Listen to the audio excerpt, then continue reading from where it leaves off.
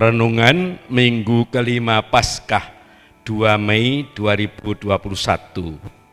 Saya mengambil judul Manunggaling Kawula Gusti, bersatunya manusia dengan Tuhan. Dalam nama Bapa dan Putera dan Roh Kudus. Amin. Salam saudara-saudariku terkasih, berkah dalam untuk semuanya.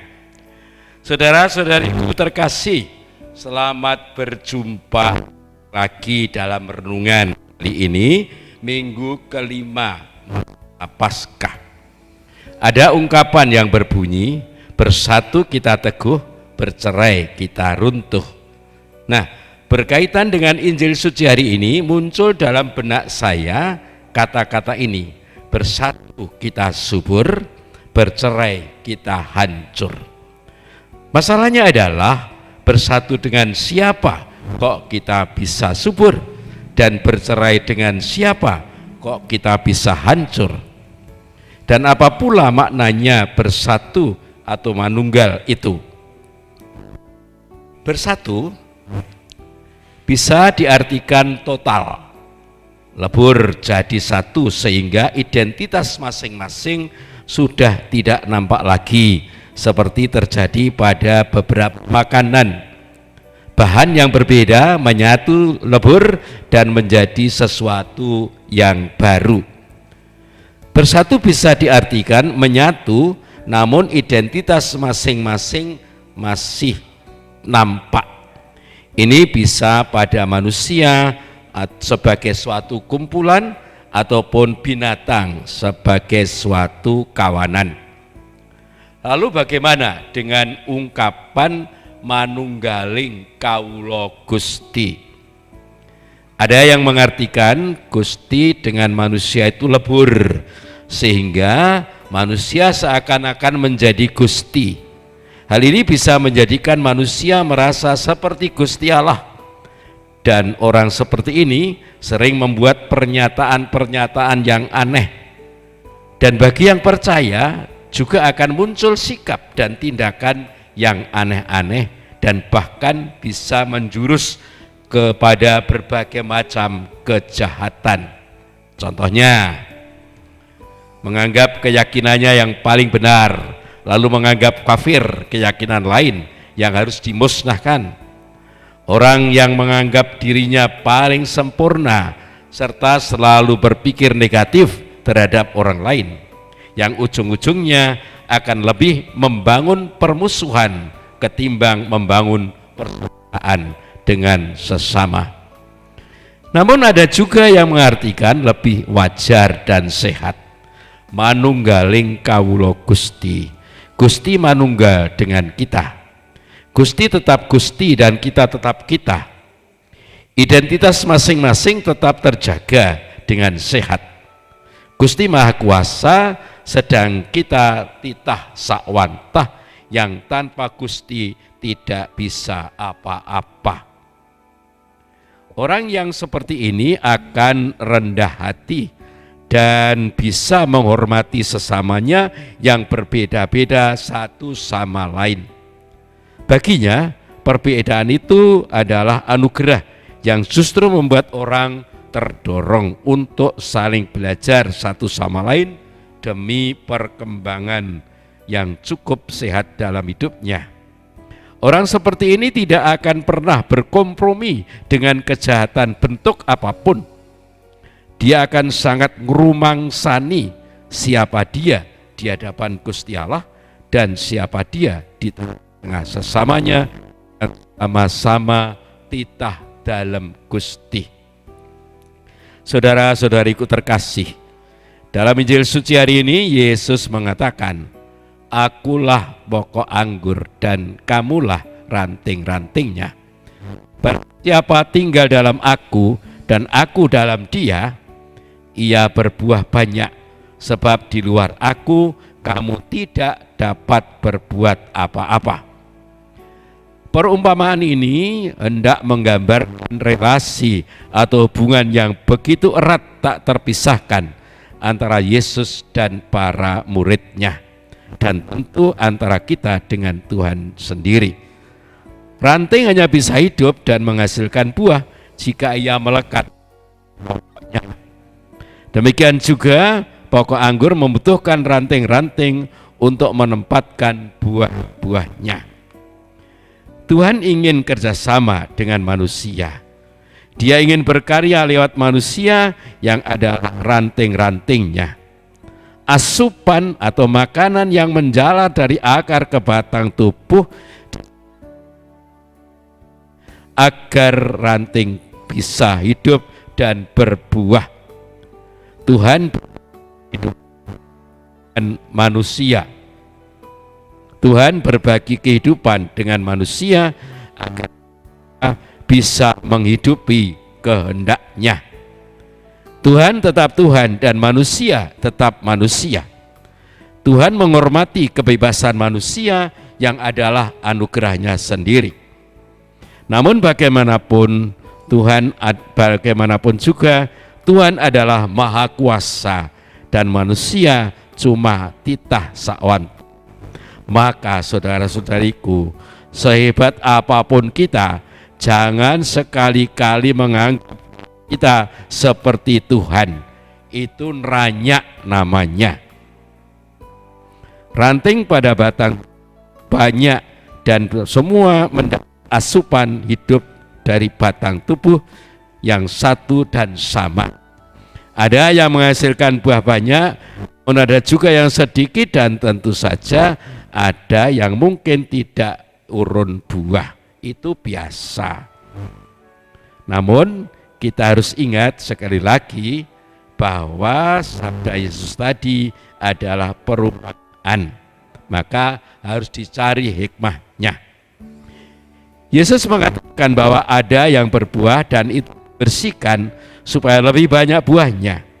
Saya merenungkan seperti ini. Itu adalah karena dia menerima asupan sabda Tuhan disampaikan dan rahmat yang mengalir dimanfaatkan dengan segala daya upaya. Meskipun mungkin banyak tantangan, hambatan, namun bisa diatasinya.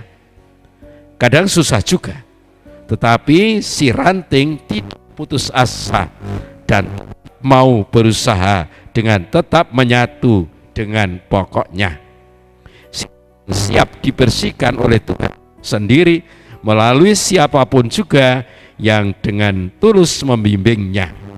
Sedang ranting yang tidak berbuah, saya maknai demikian. Rahmat Tuhan dan sabdanya sebagai asupan disia-siakan. Dia tidak nerimo ing pandum, lalu tidak mau berusaha.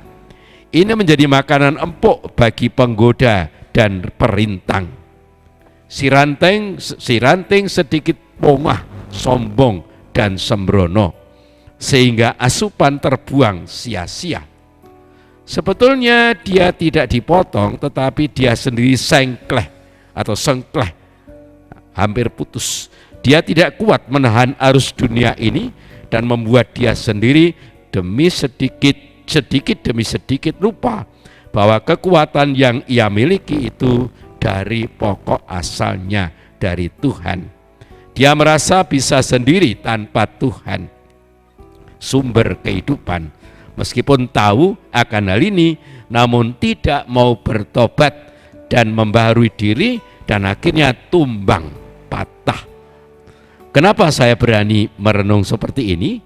Saya ingat firman Tuhan yang disampaikan Yesus kepada Nikodemus demikian.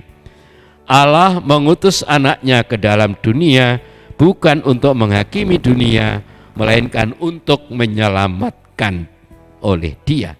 Barang siapa percaya kepadanya, ia tidak dihukum. Barang siapa tidak percaya, ia telah berada di bawah hukuman, sebab ia tidak percaya dalam nama Anak Tunggal Allah. Yohanes 3 ayat 17 sampai dengan 18. Si ranting yang tidak berbuah, asupan itu, si ranting yang tidak berbuah karena mengabaikan asupan itu, berarti dia tidak percaya kepada sang sumber kehidupan. Percaya dirinya terlalu besar gengsinya terlalu besar, bahkan lalu tidak membutuhkan Tuhan. Pelan tetapi pasti akan hancurlah dia. Kesempatan untuk bertobat tidak dimanfaatkan, malah sebaliknya dia terus berkecimpung dalam lembah kedurhakaan.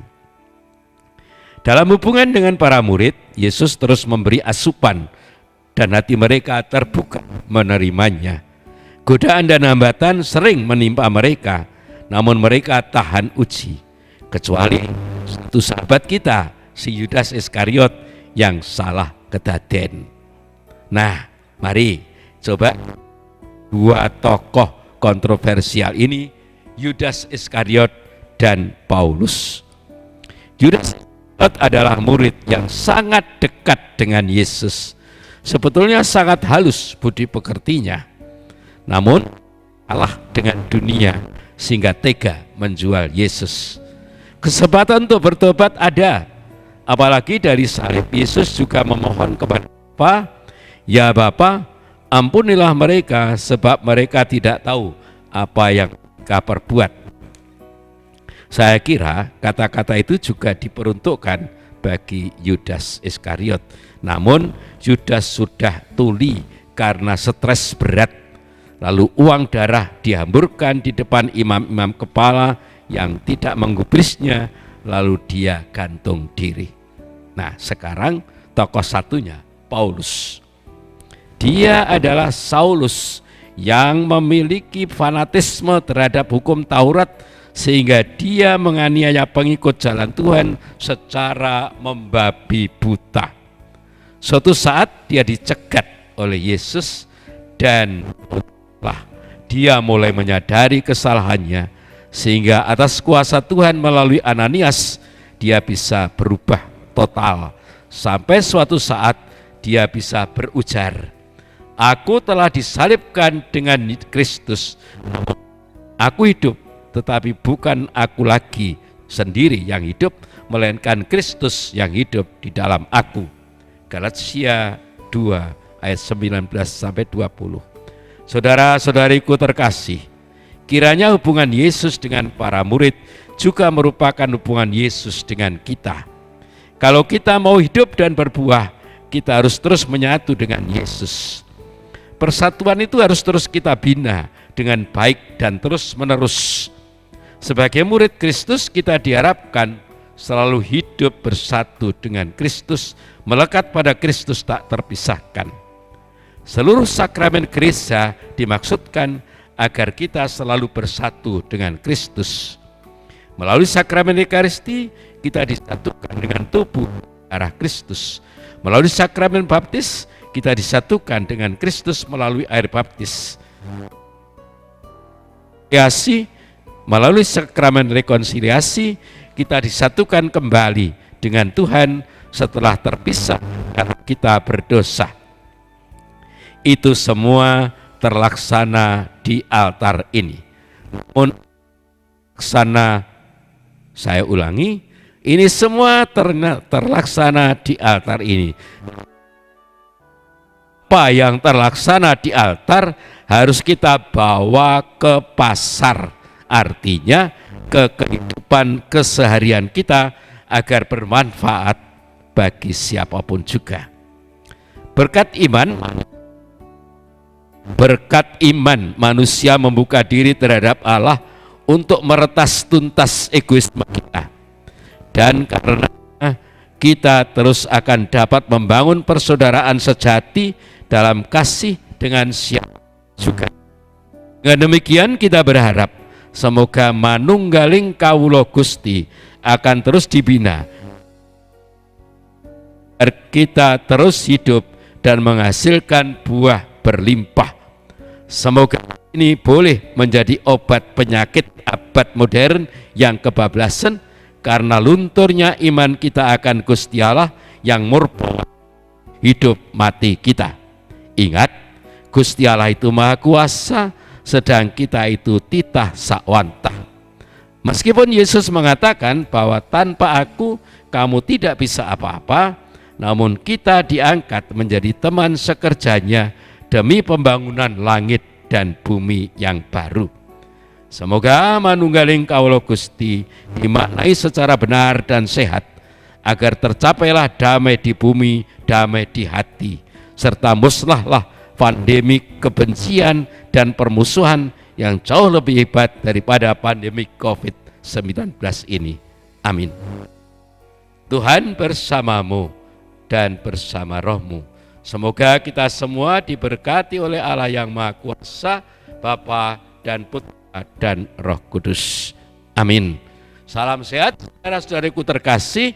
Mbayat Mei 2021, Yakobus Winarto PR, Romo Paroki Santa Maria Ratu, Mbayat, matur nuwun.